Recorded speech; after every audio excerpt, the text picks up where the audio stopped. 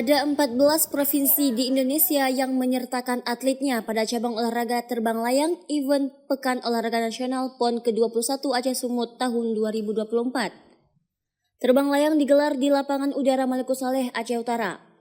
Di hari keempat, para atlet kategori putra dan putri bertanding dan menunjukkan kepiawaiannya dalam mengendalikan pesawat tanpa mesin.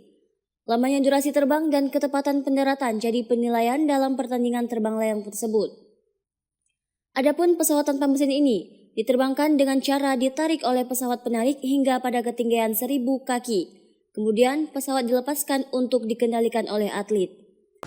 Sebetulnya secara umum baik itu fasilitas sarana prasarana di sini sangat baik, apalagi dukungan dari PB PON, kemudian dalam ini juga dari pemerintah daerah atau di sini ada provinsi Kabupaten Aceh Utara maupun dari Kota Lok Sumawe, Pak ya.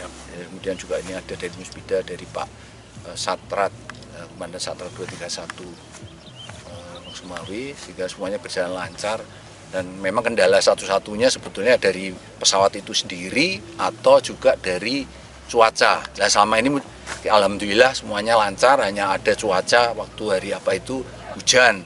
Kemudian karena awannya tebal dan lain sebagainya juga kita batalkan. Maka kita masih rugi dua pertandingan, tetapi lainnya insya Allah akan tercapai pada waktunya nanti, demikian. Sebanyak 4 nomor atau sesi dipertandingkan dalam cabang olahraga terbang layang tersebut. Perlombaan ini akan berlangsung hingga 19 September 2024. Dari Aceh Utara, Saiful Bari melaporkan untuk Puja TV.